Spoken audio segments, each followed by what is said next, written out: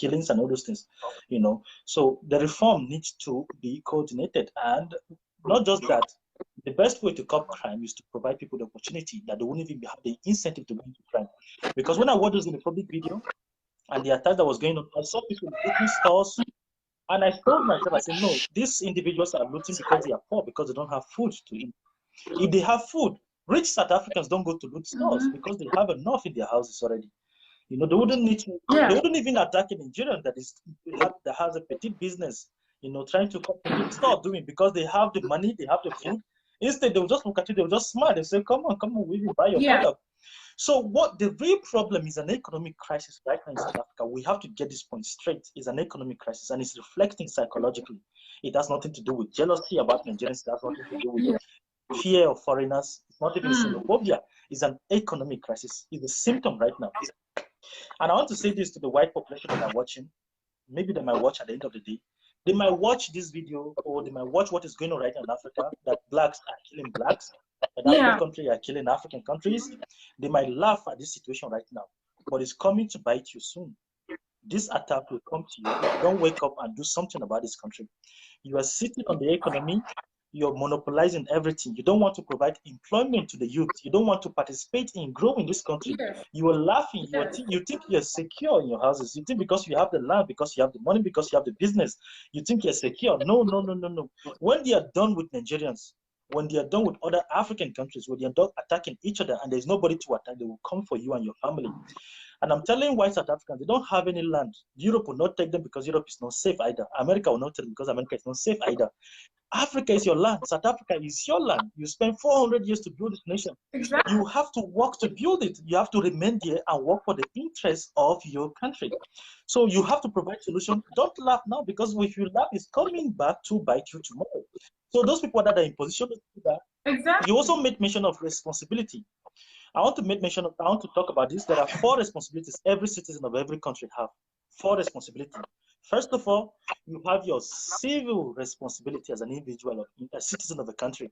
You have your economic responsibility, you have your political responsibility, and you have your social responsibility. So white South Africans need to fulfill these 4 obligations. And blacks community need to understand where they are lacking, what they need to do to help grow this community. The white South Africans, you need to understand your economic responsibility and fulfill it. You need to understand your political responsibility and fulfill it. You need to understand your social responsibility and fulfill it. So all these 4 aspects are to be fulfilled by every individual, both the white and the black. The moment something is lacking, so economic reform, political reform, the structural reform of the system, and the responsibility of every citizen in South Africa that needs to be done for this country to go. South Africa cannot develop alone without other African countries. We have seen a lot of South African companies in Nigeria that are making billions of dollars and they're paying tax back. They're repatriating their money back to South Africa to grow the economy. So if imagine South Africa not connected to other African countries, the country will go down and chaos, more crisis will come up, more unemployment will come up, and the white who think that because they have money, because they have the land, they think they are safe. No. These individuals will come after you. They will come after your daughters. They will come after your children. That land you're trying to protect, you won't even find it. That future of your children you're trying to secure for them, you won't even be able to keep it. You can't even run to Europe. So you have to do something right now. You have to come to the table and discuss this as a national crisis, as an economic crisis. Forget about race, forget about xenophobia, forget about anything. This is an economic crisis, and it has to be dealt with and handled that way. So thank you so much, Tamara. It's been very, thank you for accepting to come for this live. And the people that are watching us, leave your comments, leave your opinion. We're going to see what we have to say. This video is going to be shared on so many platforms. It's going to be shared on Facebook, on YouTube, and other platforms that are there. So go on. I'm going to share her link, the link to her YouTube on the comment section, so you can subscribe to her YouTube channel. She's into makeup. She's an amazing. And also, Innocent, before I go, I also think that it's very important that people don't follow false news, because there's been a lot of, especially on social media platforms, there's a lot of false news, a lot of false videos, and I think this is what is hyping people up, because they are seeing these videos of people being laying dead on the streets. And these videos are not even videos that they're not what's happening in South Africa.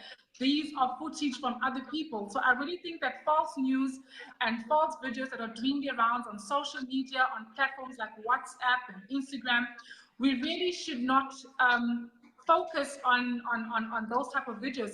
If you haven't seen it on the television, on the news, like your news channels, then you should not believe any type of news that you hear on social media, on WhatsApp, especially because it's false news. All these videos of people that are dead, that are burning on the streets, those people are not even from South Africa. So I think that people must be very careful of false news and false videos, and should not hype themselves up with these videos as well.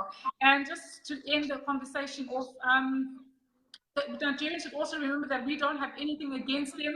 It's not the entire population of South Africa. It's just these lawless citizens. And yeah, thank you so much for joining me, Innocent. Thank you. Thank Yes. you. For me, Important point. There are false information, like you said, false video are circulating. One of the video that I saw a video of people jumping from a store that is burning. That video is not South Africa completely. It should be around Bangladesh, Pakistan, or India. That video, I saw that same video last year. I saw it 3 years ago. There's another video. There's another video of a guy being burnt. You know, there was fire burning and they were kicking him. That was an old video. That was a mob justice. Yes, I saw some videos of Boko Haram. One of the videos where the people were burnt on the street. That was actually a video that was done by the. She's frozen. Anyway, I think she's having a network problem. It's okay. So thank you so much. Thank you to all our viewers. Please